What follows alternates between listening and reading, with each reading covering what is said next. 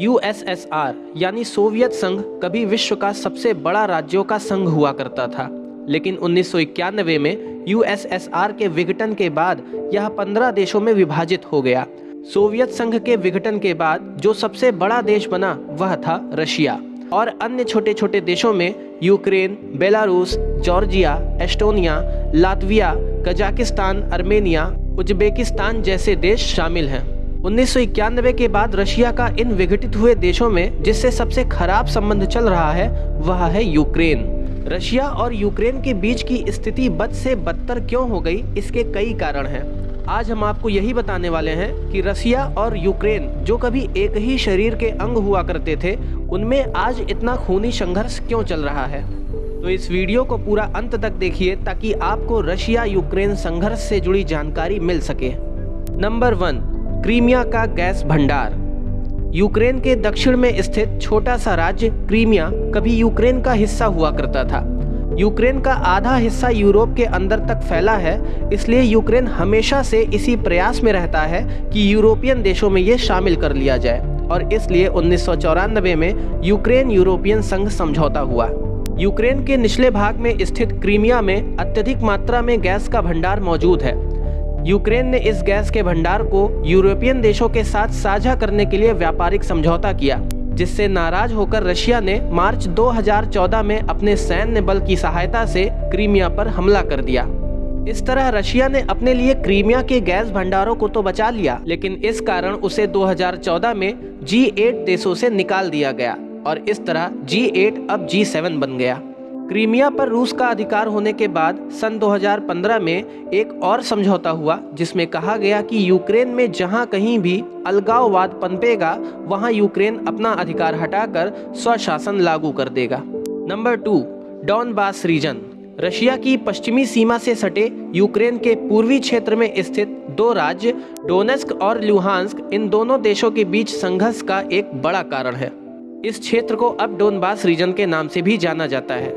दरअसल डोनेस्क और Luhansk Ukraine में भले ही स्थित हो, लेकिन यहाँ की अधिकतर जनसंख्या रूसी समर्थक है और अलगाववादी विचारधारा रखती है। इसी वजह से रूस ने डोनेस्क और लुहांस्क पर भी कब्जा जमाना शुरू कर दिया।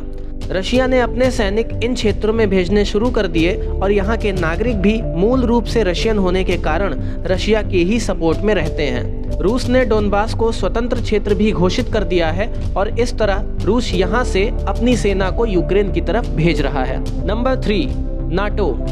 रशिया और यूक्रेन के बीच बढ़ रहे विवाद का सबसे बड़ा कारण है नाटो। नाटो यानी नॉर्थ अटलांटिक ट्रीटी ऑर्गेनाइजेशन एक सैन्य गठबंधन है। इसकी स्थापना 4 अप्रैल 1949 को हुई थी, जिसका मुख्यालय ब्रुसेल्स, बेल्जियम में स्थित है। इसमें अमेरिका, ब्रिटेन, फ्रांस, जर्मनी आदि बड़े देशों समेत दुनिया के 30 देश शामिल हैं। शुरुआत में यह मात्र एक राजनीतिक संगठन था, लेकिन बाद में इसे सैन्य संगठन बना दिया गया। इस संगठन का काम है कि इस संगठन में मौजूद अगर किसी भी देश पर कोई भी बाहरी देश सैन्य कार्यवाही या हमला करता है, तो इस हमले को सभी 30 देशों पर हमला मानते हुए उस पर कार्यवाही की जाएगी।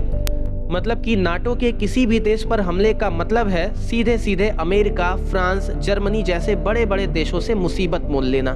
नाटो के कारण ही सोवियत संघ का विघटन भी हुआ था, और इस समय यूक्रेन और रशिया के बीच हो रहे युद्ध की असली जड़ नाटो ही है। यूक्रेन भी नाटो में शामिल होने के लिए कई वर्षों से लगातार प्रयास कर रहा है। वर्ष 2008 में नाटो देशों ने यह निर्णय ले भी लिया था कि वे यूक्रेन को अपने सैन्य संगठन नाटो में शामिल करेंगे। इसके लिए एक विशेष समिति का गठन भी किया गया था, लेकिन रशिया जानता था कि अगर यूक्रेन नाटो में शामिल हो गया तो यूएसए और बाकी यूरोपियन देशों की स्थिति रशिया के सामने और मजबूत हो जाएगी। 2008 में रशिया ने यूक्रेन पर इतना दबाव बनाया कि उसे यूक्रेन को इस समझौते से पीछे हटना पड़ा। इसके बाद भी यूक्रेन समय समय पर नाटो में शामिल होने का प्रयास करता रहा। एक ऐसी ही कोशिश यूक्रेन ने वर्ष 2021 के अंत में भी की थी, जिस पर रशिया ने कड़ा ऐतराज जताया। लेकिन इस बार यूक्रेन के राष्ट्रपति जेलेंस्की ने यूएसए और फ्रांस सहित नाटो के 30 देशों के समर्थन का आश्वासन पाकर रूस के राष्ट्रपति पुतिन को जवाब देते हुए कहा कि यूक्रेन रूस के सामने नहीं झुकेगा। इस पर पुतिन ने कड़ा रुख अपनाते हुए अपने सैनिकों को यूक्रेन पर हमला करने का आदेश दे दिया। इस तरह 24 फरवरी 2022 को वही हुआ जिसका डर पूरी दुनिया को था। यूक्रेन और रशिया में युद्ध शुरू हो गया। सबसे पहले रूस ने यूक्रेन पर एयर स्ट्राइक कर यूक्रेन के सैन्य ठिकानों को तबाह करना शुरू किया ताकि यूक्रेन जवाबी कार्यवाही ना कर सके। रूस के हमले के बाद जब यूक्रेन के राष्ट्रपति जेलेंस्की ने नाटो की ओर देखा तो यूएसए, फ्रांस, जर्मनी और ब्रिटेन सहित सभी 30 देशों ने नजरें फेर ली। अमेरिका के राष्ट्रपति जो बाइडेन ने ये साफ कह दिया कि यूक्रेन नाटो देशों में शामिल नहीं है, इसलिए अमेरिका अपनी सेना यूक्रेन नहीं भेज सकती है। जो बाइडेन के इस स्टेटमेंट से जेलेंस्की और यूक्रेन की जनता को बहुत निराशा हुई और जेलेंस्की ने अपने सैनिकों और नागरिकों से कहा कि अब रूस के सामने यूक्रेन अकेले ही है। इसके बाद जेलेंस्की ने यूक्रेन में मार्शल लॉ लागू कर दिया। अगर आपको नहीं पता है कि मार्शल लॉ क्या होता है तो हम बता दें कि मार्शल लॉ के अंतर्गत आम नागरिक भी अपनी रक्षा के लिए हथियार उठा सकते हैं। सिर्फ इतना ही नहीं, जेलेंस्की के सैनिकों ने यूक्रेन के आम नागरिकों जिनकी उम्र 18 वर्ष से लेकर 60 वर्ष है उन्हें हथियार भी दिए। जेलेंस्की ने वहां के नागरिकों को गोरिल्ला युद्ध लड़ने के लिए भी कहा। 24 फरवरी से चल रहे इस युद्ध का आज तीसरा दिन है और पूरी तरह से रूसी सेना यूक्रेन की राजधानी कीव में घुसकर ताबड़तोड़ फायरिंग कर रही है। वहां के रिहायशी इलाकों में भी हेलीकॉप्टर से बम गिराए जा रहे हैं जिसमें आम नागरिक को भी नुकसान पहुंच रहा है। इस हमले में दोनों देशों के सैनिकों सहित कई सिविलियंस की भी जान जा रही है। इसी बीच फ्रांस के प्रेसिडेंट इमैनुअल मैक्रों का भी एक बयान जारी हुआ है जिसमें उन्होंने रसिया को चेतावनी देते हुए कहा है कि ये युद्ध लंबा चलेगा। मैक्रो का यह बयान इस युद्ध पर क्या असर डालेगा और यूक्रेन की सेना रूस की विशाल और शक्तिशाली सेना के सामने कितने दिन और टिक पाएगी, ये सवाल सभी के मन में है। लेकिन इससे भी बड़ा एक सवाल जो पूरी दुनिया को परेशान कर रहा है वो ये है कि क्या ये तीसरे विश्व युद्ध की दस्तक तो नहीं।